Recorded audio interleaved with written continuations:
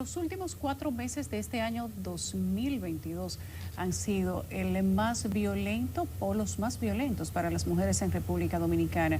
A unas 37 mujeres les han arrancado la vida y decenas de niños han quedado en la orfandad y con un destino incierto. Tenemos a nuestra compañera Francis Zavala en el estudio y Francis nos habla sobre estos casos. Francis, adelante, buenas noches. Buenas noches, Yulisa. Buenas noches para nuestros invitados. Y buenas noches, por supuesto, para nuestros amigos de CDN. Miren, en República Dominicana los feminicidios, cuando ocurre uno, se vuelven una carrera. Les vamos a presentar no un recuento en sí, sino más bien un reporte a modo de reflexión. Veamos. Me lo mató, ese criminal me lo mató. Los casos de feminicidios continúan sumándose en este séptimo mes del año. El más reciente fue el de María Mercedes Martínez, de 28 años, la cual fue asesinada por su pareja, que luego se suicidó ahorcándose, hecho ocurrido en Villalinda, municipio Los Alcarrizos. El llanto y las expresiones de dolor como me la mató, me la quitó, que se haga justicia, y los lamentos por la falta de atención de las autoridades judiciales en contra de la violencia de género se han convertido en frases cotidianas en República Dominicana. Es muy triste, eso tiene a uno muy consternado. Es que, según investigaciones, en lo que va de año, unas 37 mujeres fueron asesinadas de manera violenta por sus parejas o exparejas, de los cuales 14 de los casos los feminicidas se suicidaron. Varios de los feminicidios fueron cometidos delante de los menores procreados con la víctima o hijos de una anterior relación. En el más reciente de los asesinatos fue un niño de 7 años quien dio la voz de alerta a las autoridades al ver ambos padres fallecer. Una vez a él tuvieron que desarmarlo porque él amenazaba mucho a ella de muerte. En otro caso de esta misma semana, a una pareja de esposos residente en San Felipe de Villamella le quitaron la vida en los alrededores de un centro de diversión de la misma zona. Claman a las autoridades a apresar al supuesto responsable del hecho, identificado como El Grande. Las imágenes y videos captados muestran la tragedia que lleva luto a familiares de la joven pareja, quienes se preparaban para residir en los Estados Unidos en busca de un mejor futuro. Alberto Frometa, de 30 años, y Dania Alexandra Guzmán, de 25, fueron asesinados a tiros y dejan 5 hijos en la orfandad. Y dice ella, ay, me va a matar mi loco, no. Y de una vez dijo, pero a ti también, pan, y le metió un disparo a ella ahí. Aún sin investigaciones precisas e insuficientes estudios, el fenómeno se extiende en el país y el resto del mundo y encuentra explicaciones que terminan remitiendo al lugar común de remordimiento, los celos, la venganza social, la cultura machista y las consecuencias de sus actos por el agresor. De hecho, estas últimas explicaciones sobre la violencia de género han aventurado a otras hipótesis que interpretan el suicidio del feminicidio como la culminación de la propia conducta machista.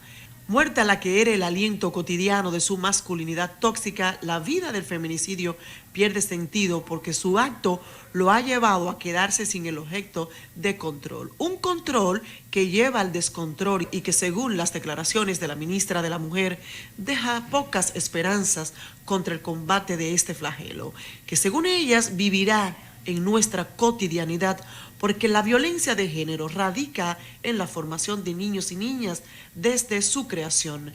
Pero son muchas las interrogantes que tienen las autoridades contra la violencia de género, el Ministerio Público y la propia ciudadanía.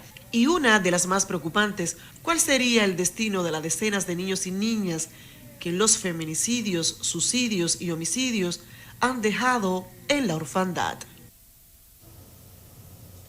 Realmente es muy lamentable, pero miren, aquí en República Dominicana yo creo que la frase que más ha decepcionado tanto a las mujeres como a muchas familias ha sido la de no te quedes callada, porque cuando denuncian la agresión frente a la policía, al Ministerio Público, no le prestan atención e investigan el caso y terminan el agresor matándola. Y por eso la decepción realmente es muy lamentable lo que está sucediendo aquí en República Dominicana y en gran parte del mundo, Yulisa.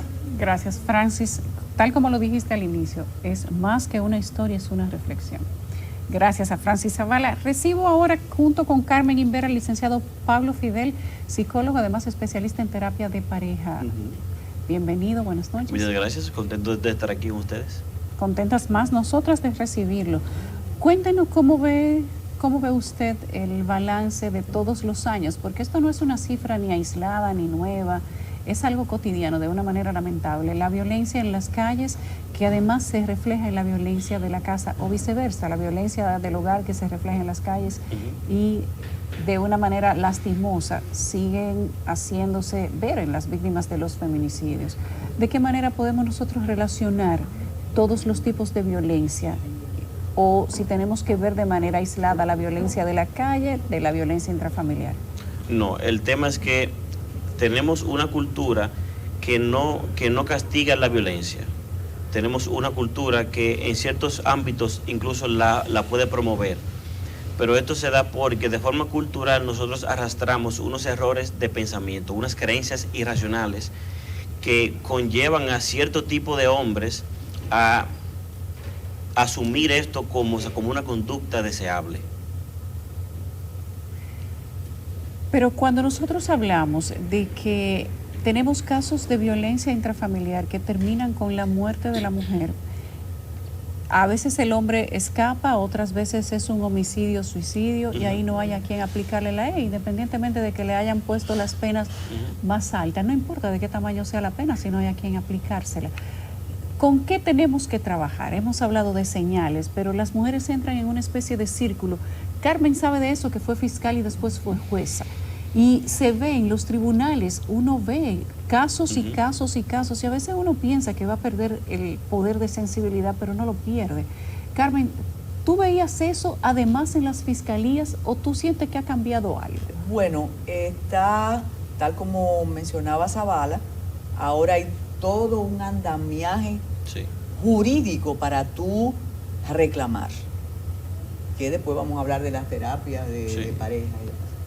Cuando a mí me correspondió, no existía la ley 2497. Existía un departamento de quejas y querellas que resolvía conflictos, que honrosamente lo presidía la que hoy es la máxima autoridad del Ministerio Público, conjuntamente con quien nos habla. Entonces ahí se iban a resolver esos conflictos de violencia entre las parejas, de una manera, si usted quiere, muy atrevida de parte de nosotros como representantes de la autoridad, porque estaba el trabajo de ustedes, los psicólogos y las psicólogas, pero uno lo hacía y lo hacía bien, pero se dilataban para llegar, y cuando llegaban ya el daño era evidente, ostensible. Sin embargo, claro, eran menos los casos. Se lograban levantar unas actas de separación de esas parejas. Claro, habría que buscar las estadísticas porque posiblemente iban a agredirlas después, pero el número de muertes de mujeres era mucho menor. Durante la gestión lo recuerdo porque era Secretaría de la Mujer, y recuerdo muy bien que se encargaba de esos casos, la hoy presidente del Centro Equilibrio, que es Altagracia Valdés Cordero, y se encargaba de eso. Ahí vino la variable que no teníamos antes, del suicidio. Y algo que ya usted como especialista nos puede ayudar a entender o a solucionar o a saber las consecuencias de los huérfanos de la violencia. ¿Cuál va a ser el destino de esos niños y niñas que ven al padre matar a la madre? ¿Cómo van a trabajar su violencia? Pero usted decía que nosotros teníamos un problema con la violencia. No resuelto. ¿De qué se trata? Bueno, mire, el tema es que partiendo desde la base, o sea, desde la familia, que es el centro de, digamos, de relación perfecto, donde se van a dar muchas, digamos, contingencias, donde uno aprende a querer, donde uno aprende a poner límites, donde uno aprende a comunicarse. Todo empieza aquí. Entonces, si uno ve las estadísticas, donde en la mayoría de los hogares no hay padres, tenemos una falta de figuras masculinas, digamos, asertivas, no positivas, asertivas. Entonces, empezando desde la familia, tenemos ya muchos problemas y muchas carencias. También se hace difícil a veces con estos casos porque hay diferentes tipos de hombres que maltratan. Se puede, digamos, clasificar en uno que es pasional, es uno que está guiado por una carencia irracional sobre el rol de la mujer en la pareja y sobre su papel como hombre. Este es un hombre que maltrata, pero él lo hace porque maneja un nivel de ansiedad por perder a esa mujer, que entonces pierde el control de sus emociones. Y este es el hombre que se mata. Ahora, hay otro hombre que maltrata, que es el hombre que suele venir acompañado con algún trastorno de la personalidad, ya sea narcisista, ya sea paranoide, ya sea delirante o incluso psicopático. Mire, yo tengo una hipótesis atrevida, y es que nosotros sí tenemos un pendiente para enfrentar la violencia. Aquí no se hizo nada con los asesinos de la tiranía. Aprendimos a convivir con ellos y no era, mira, ese fue fulano que mató a Perencejo. Sí. Se habló de una famosa comisión de la verdad que nunca, se diluyó en el conversatorio. Después, con la parte negativa de los 12 años de Joaquín Balaguer, o de ese periodo de Joaquín Balaguer, están todos esos casos de exilio, de cárcel, de muerte, y eso nunca lo resolvimos. Entonces llegamos a la democracia a partir del 78 y nunca, los pendientes no son eso. Yo decía, a propósito del llamado a una protesta ahora en relación al alza de la energía eléctrica, que finalmente el presidente, con esa magia que tiene, ya la suspendió, que nosotros no hemos llenado una plaza por la sangre en nuestro país. Con eso que usted introduce y que trajo el reportaje o la historia, como usted dice, como dijo la periodista Zavala, es para que nosotros llenemos las calles diciendo ni una más o ni una menos. Ni una menos. Sí. Pero estamos tan desmovilizados que lo hacemos o por la corrupción o porque nos subieron la energía. Entonces, Sí. ¿cómo se trata eso en las parejas, licenciado? ¿Cómo usted detecta ese comportamiento violento e intenta que la pareja lo solucione?